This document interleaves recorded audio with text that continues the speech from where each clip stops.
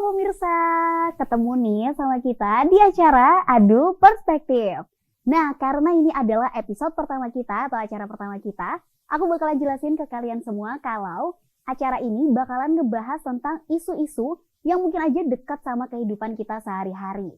Tapi isu itu bakalan kita bahas dengan santai, dengan ala-ala anak muda karena kan kita masih Gen Z nih ya. Kita bakalan santai dan juga kita bakalan hadirkan narasumber-narasumber yang gak kalah kerennya. Bersama aku, Zahra Amalia, yang bakal nemenin kamu dari awal sampai akhir acara nanti.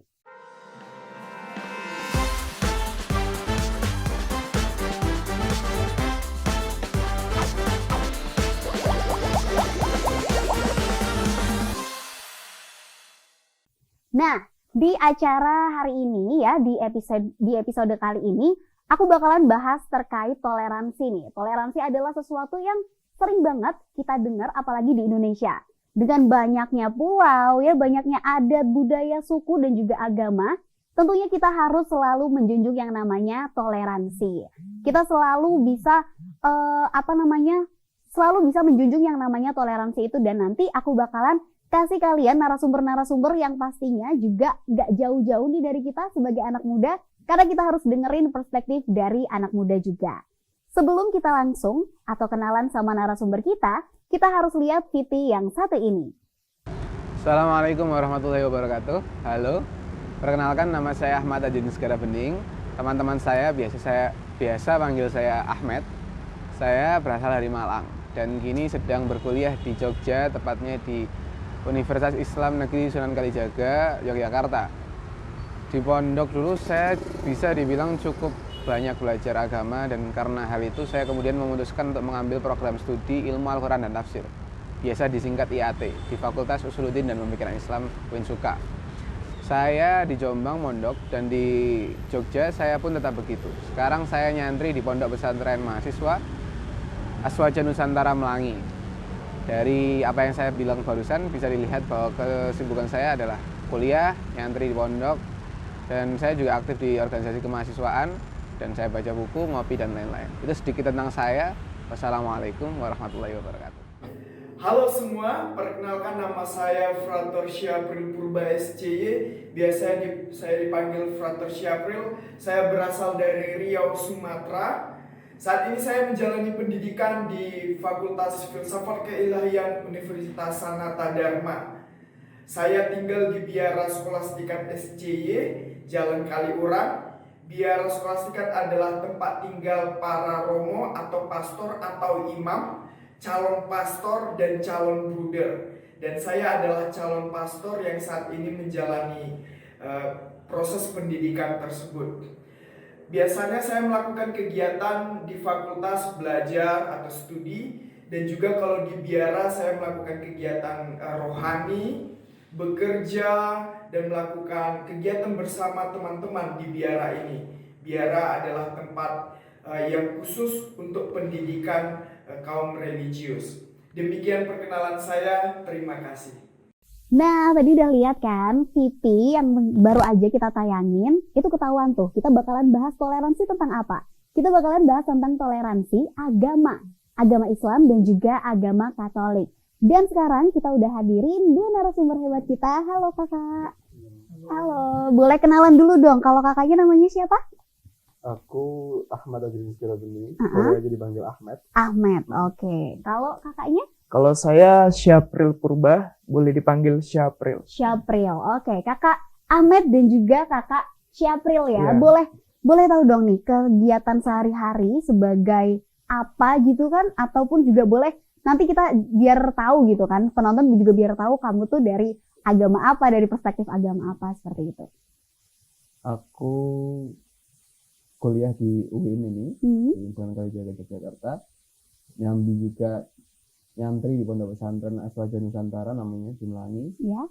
Di UIN-nya di IAT, Ilmu Al-Quran dan Tafsir. Lalu juga organisasi kemahasiswaan dan seperti itu. Berarti memang aktif juga ya. Aktif juga dan juga jurusannya apa tadi kalau boleh tahu? IAT. Ilmu Al-Quran dan Tafsir. Berarti sudah lama dong mempelajari terkait itu ya. 4 semester. 4 semester lah ya. Lumayan lah, 2 tahun berarti ya, udah lumayan. Kalau untuk kakak Syapril udah dari udah kegiatan apa nih sehari-hari gitu kakak? Iya, saya adalah seorang calon pastor yang saat ini menjalani pendidikan di Biara Skolastikat, tepatnya di Jalan Kaliurang, Yogyakarta. Sekaligus saya berstatus sebagai mahasiswa akhir di Fakultas Filsafat Keilahian Universitas Sanata Dharma. Gitu. Wah, berarti memang mereka berdua ini, narasumber kita ini adalah mahasiswa yang masih aktif ya, dan juga mempelajari agamanya masing-masing juga, kayak gitu. Aktif mempelajari agamanya masing-masing. Kalau tadi Kak Ahmed mengikuti organisasi kemahasiswaan gitu ya kakak ya, yang baunya pun Islam-Islam gitu ya. Kalau kakaknya juga calon pastor gitu ya. Oke, nah kalau untuk boleh tanya nih, kalau aku boleh tanya, berapa lama sih Kak udah mempelajari terkait agama Islam itu sendiri? Secara lebih mendalam dong ya, kalau misalnya ini mah dari kecil ya, dari lahir kan udah belajar sholat dan lain sebagainya. Tapi kalau lebih dalamnya, itu dari kapan? Mulai bisa dibilang lebih itu ketika mondok ya. Saya mondok sejak MTS. Berarti MTS sampai aliyah itu 6 tahun, kemudian disusul ini 2 tahun. Oh, berarti lumayan lama lah ya untuk mendalami Islam lebih dalam gitu ya? Masih kurang harusnya. Oh, masih kurang. Berarti harus nambah lagi. Kalau buat Kak Syapril nih, udah berapa lama Kak lebih mendalami agamanya gitu kakak? Ya, saya lebih mendalami agama ketika masuk seminari. Seminari itu adalah pendidikan pertama calon pastor.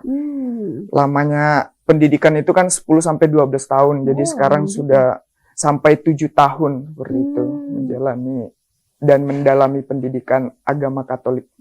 Berarti sudah sekitar 7 tahun lah ya. Sekitar 7 tahun. Itu hampir sama seperti kayak teman-teman Islam di pesantren atau berbeda Kak sekolah pastor itu? Kalau hidupnya hampir sama ya, karena sama-sama tinggal di pondok. Dia tinggal di pondok pesantren, saya tinggal di biara. Hidupnya sudah diatur dari pagi sampai malam. Tapi kalau proses yang dituju, nanti saya adalah calon pastor yang suatu saat akan memimpin di suatu gereja Katolik. Oh, seperti itu. Mengikuti acara-acara organisasi-organisasi kerohanian seperti itu juga ya kakak ya? Iya, saya juga aktif ya, terlibat di organisasi dialog agama YIPC. YIPC. Apa itu kak kalau boleh tahu? Jadi itu adalah perkumpulan dialog agama orang muda yang ada di Yogyakarta, mahasiswa UIN juga, UKDW, dan juga Sanata Dharma. Oh gitu, oke. Nah, menarik banget kan kegiatan dari kedua narasumber kita ini, sama-sama aktif, sama-sama mendalami agamanya masing-masing. Tapi rasanya aku mau bikin kalian semua penasaran dulu dengan kita lihat iklan yang satu ini terlebih dahulu. Ini Niko. Dia ini sering banget hujan-hujanan, panas-panasan, sampai akhirnya sakit-sakitan deh. Makanya biar kamu gak sakit-sakitan kayak Niko, minum ini aja. Niki jahe dibuat dari rempah-rempah asli, siap menemani kamu yang biasa berkegiatan di luar rumah. Butuh kehangatan? Dijahein aja.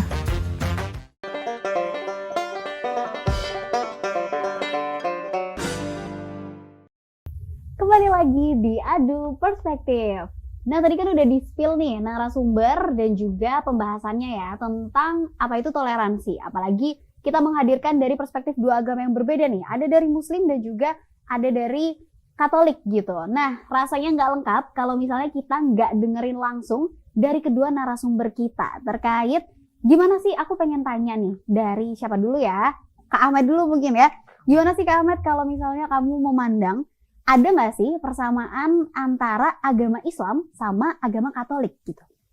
Selama kamu mempelajari ini. Kalau persamaan, banyak ya persamaannya ya. Banyak. Islam sama Kristen ataupun Katolik gitu. Sama-sama samawi, sama-sama mengimani Ibrahim, sama-sama mengimani nabi-nabi yang lain, sama-sama mengajarkan kasih, perdamaian, dan begitu-begitu. Itu banyak sekali. Persamaan yang paling mencolok lagi kayak sama-sama dari timur, juga budayanya ketimuran juga, itu kira-kira. Gitu ya, untuk beberapa hal yang mungkin di-highlight dari persamaan agama Katolik dan juga Islam. Kalau menurut Kakak Syapril sendiri nih, selama Kakak mempelajari agama Katolik kayak gitu kan, ada nggak sih kakak juga kan mungkin apalagi tergabung dalam organisasi tadi ya, itu tadi dari berbagai agama kan kak? Atau Katolik aja? Katolik, Kristen, dan Islam. Oh, Katolik, Kristen, dan Islam. Nah, persamaan apa yang mungkin kakak dapetin gitu atau kakak highlight dari agama Islam dan juga Katolik ini kak? Ya, seperti yang dikatakan Ahmed tadi benar ya, ada banyak persamaan yang bisa kita temukan dalam sejarahnya, khususnya dalam kitab suci, bagaimana Allah atau Allah ingin memberikan atau menawarkan keselamatan kepada umat manusia. Maka umat manusia harus mengasihi Allah dan mengasihi sesama. Dalam teologi juga semakin jelas bagaimana cinta kepada Allah dan cinta kepada sesama. Dan yang paling lebih jelas lagi dalam sebuah dokumen ya atau sebuah buku A Common Word, bagaimana disebutkan yang dijelaskan oleh atau dituliskan 138 sarjana muslim bahwa Islam juga menawarkan nilai-nilai toleransi, nilai-nilai perdamaian. Begitu juga dari Katolik, ada dari dokumen Evangelii Gaudium yang mengajak untuk berdialog. Jadi pada intinya bagaimana kedua agama ini menawarkan keselamatan, yaitu bagaimana mencintai sesama dan Allah sendiri. Berarti dalam kedua agama ini kalau aku ambil tadi sebenarnya hampir sama ya. Maksudnya yang di-highlight adalah bagaimana agama Islam dan juga Katolik itu sama-sama menebarkan rasa kasih sayang, kedamaian seperti itu ya.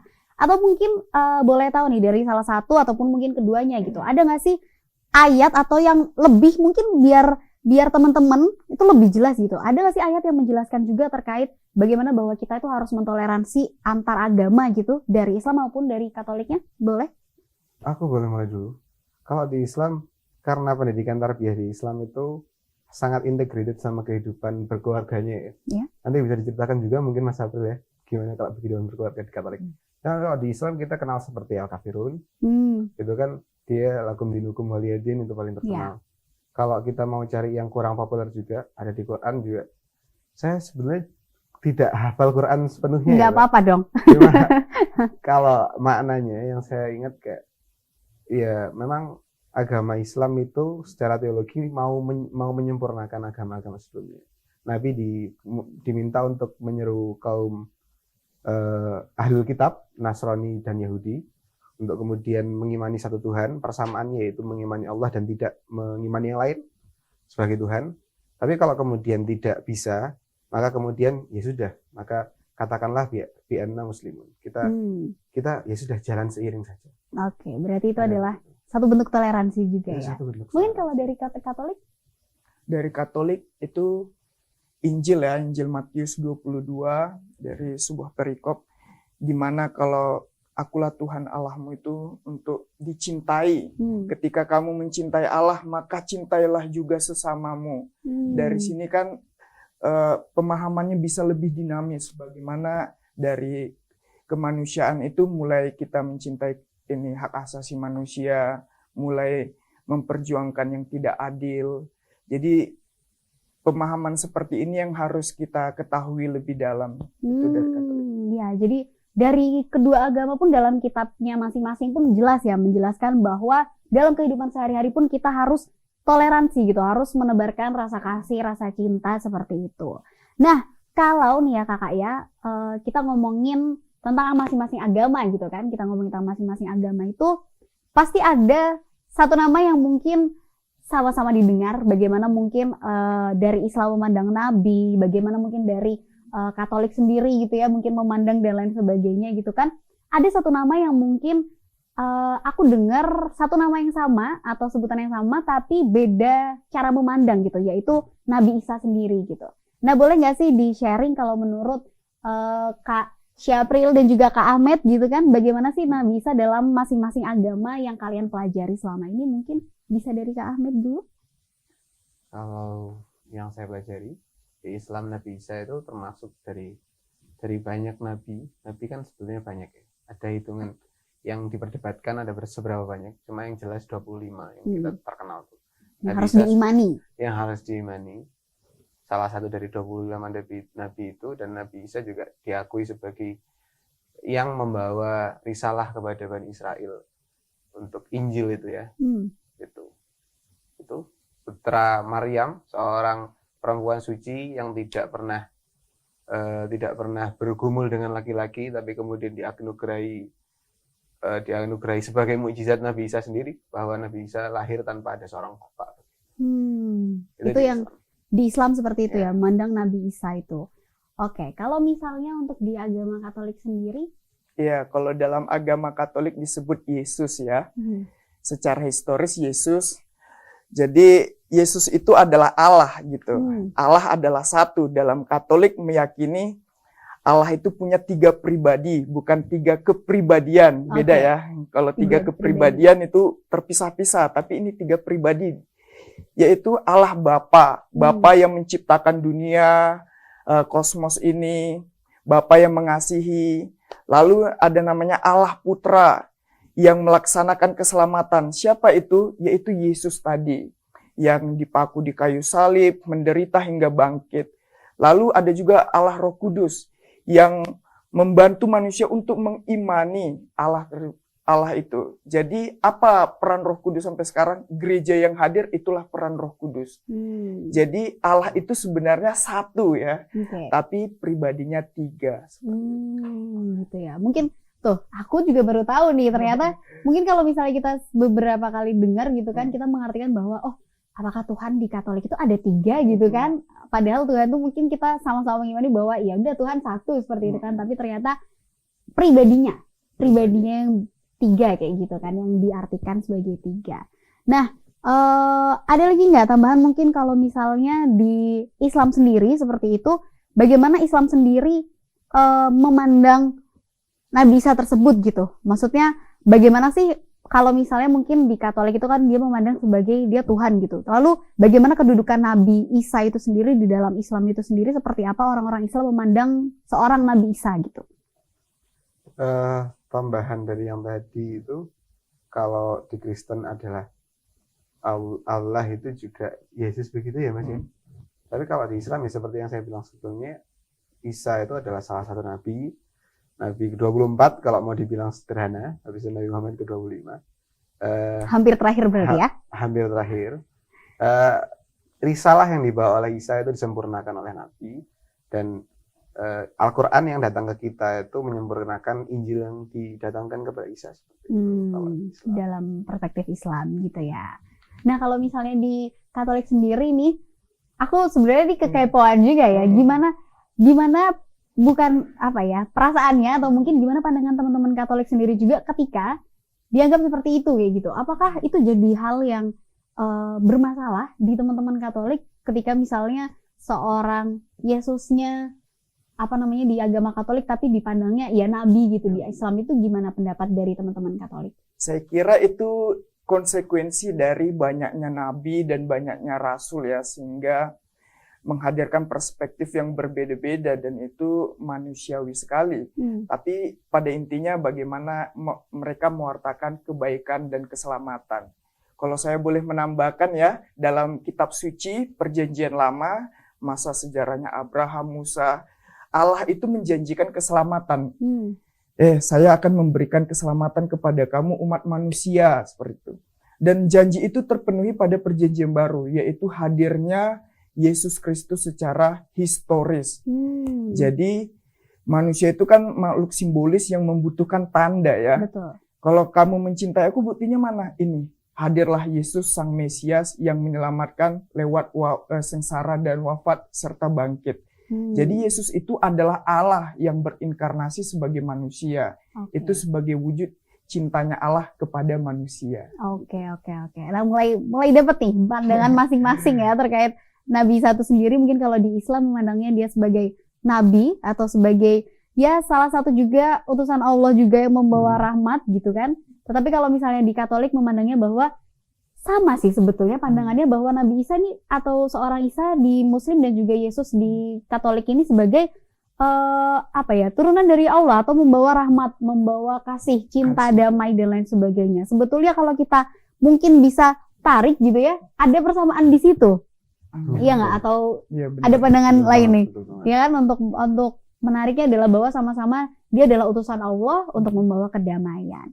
Nah, makin menarik lagi nih pembahasan kita Makin menarik lagi pembahasan kita gimana di Islam, gimana juga di Katolik memandang banyak hal yang mungkin aja tiap hari itu kayaknya beda-beda, ataupun kita dengerin, kita dapetin banyak berita terkait intoleransi gitu ya. Tapi setelah ini kita bakalan bahas lebih jauh lagi, tetap di Adu Perspektif.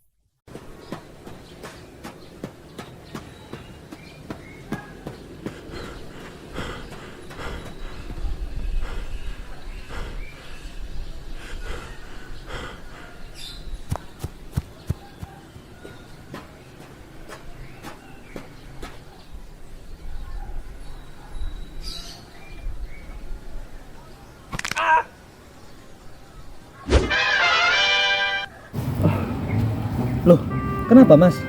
Keselio mas? Keselio kenapa? Prancis kalah. Bentar, saya punya obatnya. Ini mas.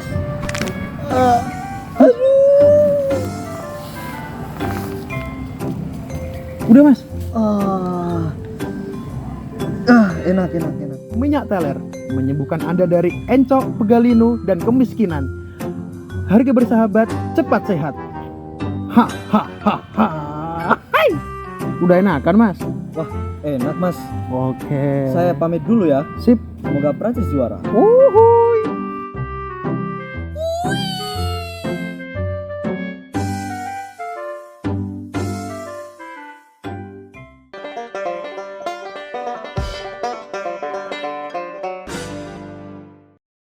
Balik lagi di Adu Perspektif. Nah, tadi kita udah ngobrol sama masing-masing narasumber kita nih, gimana pandangan di Islam dan juga gimana pandangan di Katolik.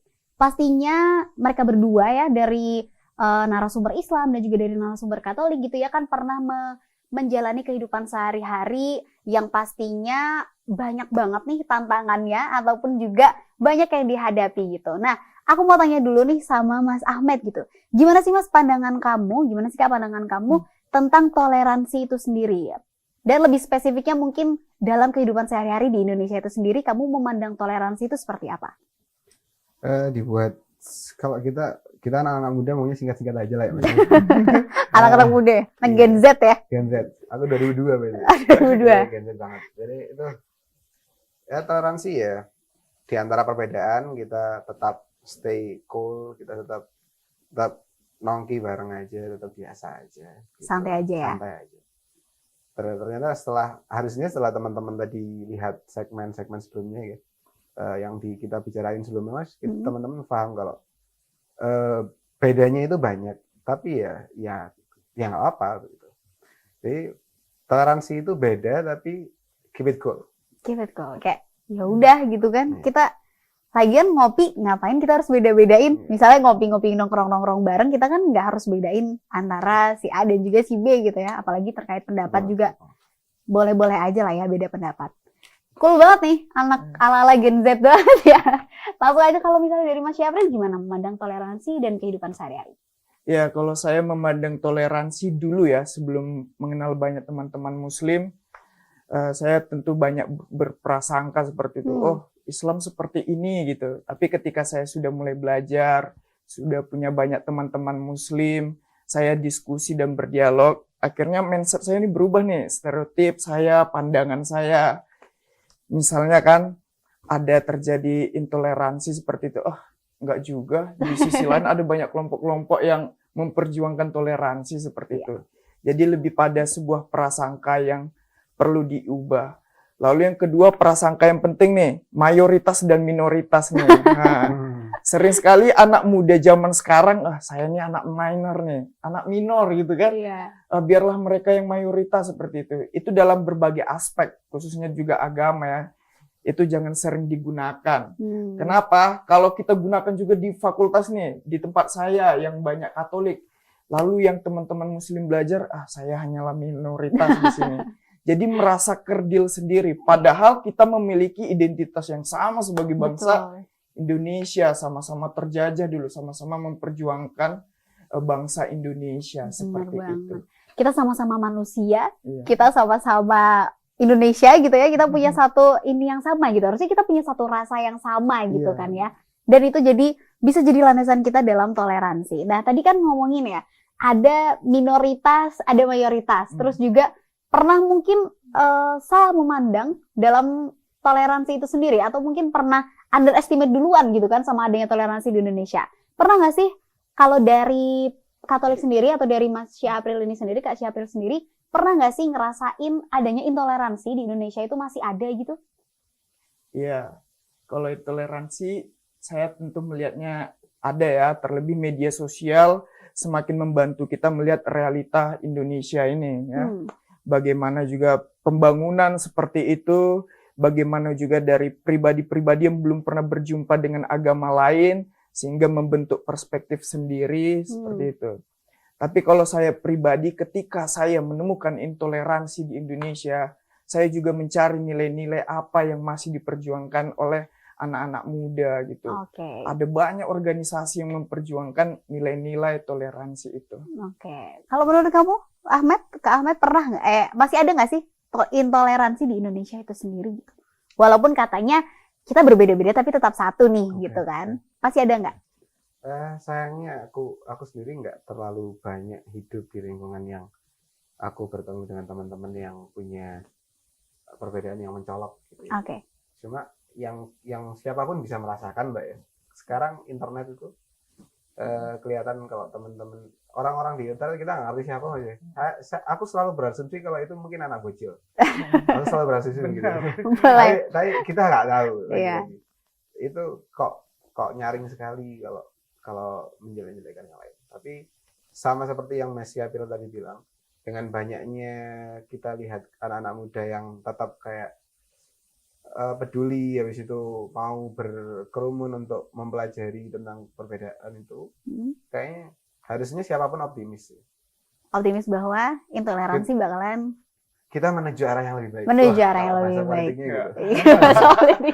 Kita menuju ke arah yang lebih baik gitu ya. Indonesia yang lebih toleransi lagi gitu ya. Tapi pernah nggak sih kalian berdua mungkin pernah nggak mengalami sentilan-sentilan yang mungkin ke diri sendiri, ataupun lihat misalnya orang terdekat kalian mengalami yang namanya intoleransi, atau mungkin dari teman-teman Mas Syapril ataupun dari teman-teman Mas Ahmed gitu, Mas Syapril?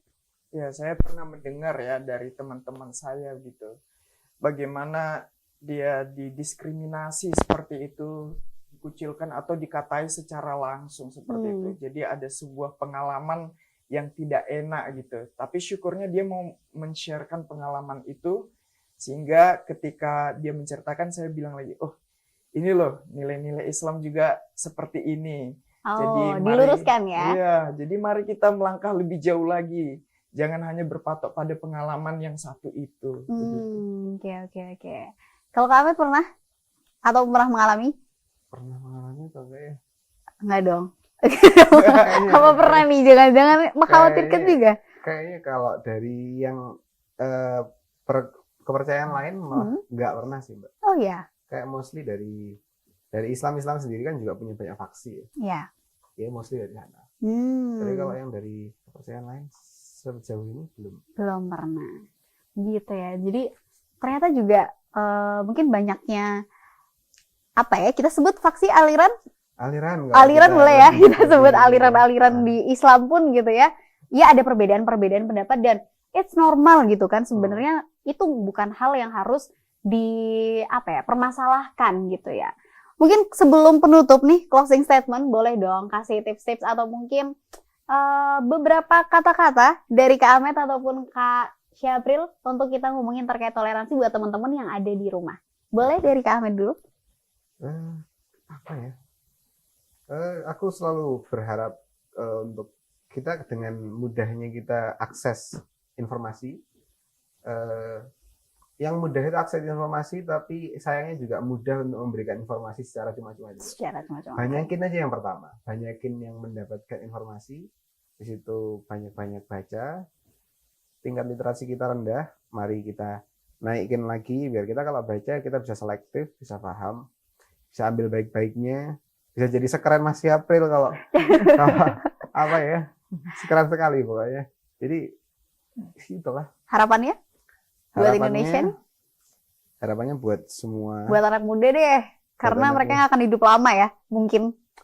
Harapannya itu lebih menggunakan kemudahan-kemudahan internet ini Bijak. lebih karena bijak aja, Oke. edukatif, nggak terlalu yang hiburan-hiburan terus gitu Mbak ya. Sesekali belajar lah ya. Sesekali belajar. Mbak. Sesekali belajar lah. Oke, kalau dari Kak Syapril nih. Ya, kalau dari saya perlu namanya ya sense of belong ya, melampaui diri kita, jangan hanya lingkungan kita saja gitu. Saya hanya mengenal orang-orang Katolik saja. Tapi ketika saya memiliki banyak teman dari Muslim itu baru luar biasa.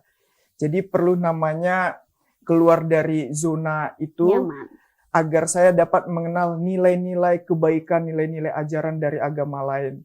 Karena saya pribadi sampai saat ini diperkaya oleh dari kepercayaan agama Bahai, juga dari Konghucu, Buddha, dan Islam. Jadi sebenarnya kan menunjuk bagaimana manusia itu harus dimanusiakan.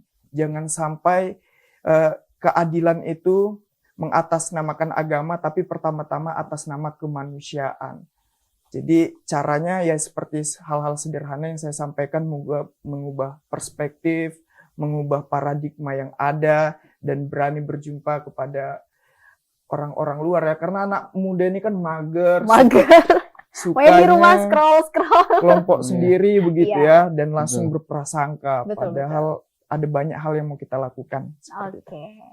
Nah, menarik banget ya. Ada banyak harapan. Kalau tadi bisa diambil kan, yang satu, ayolah kalian belajar lah. Karena aku sepakat banget sih sama Kak Ahmed. Mungkin oknum-oknum di luar sana, di internet yang sering pakai no name dan lain sebagainya itu karena dia nggak banyak belajar. Dia akhirnya nggak berani buat mengungkapkan dari dirinya sendiri, nggak berani nampakin mukanya sendiri.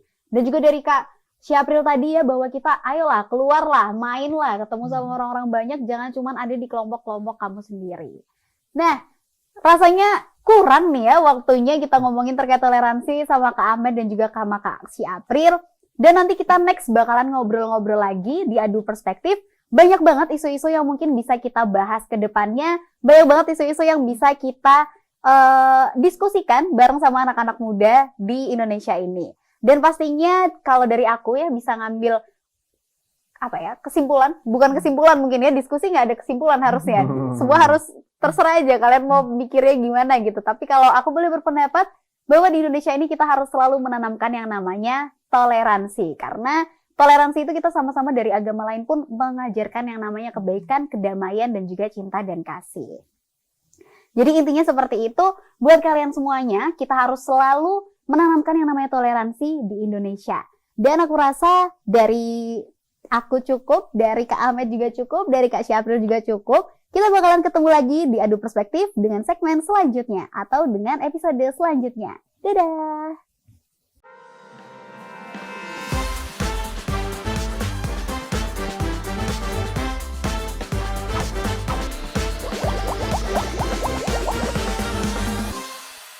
Bahasnya dengan santai nih. Kita juga bakalan hadirin narasumber-narasumber yang pastinya gak jauh ya dari kita nih anak-anak muda, karena kita juga ya.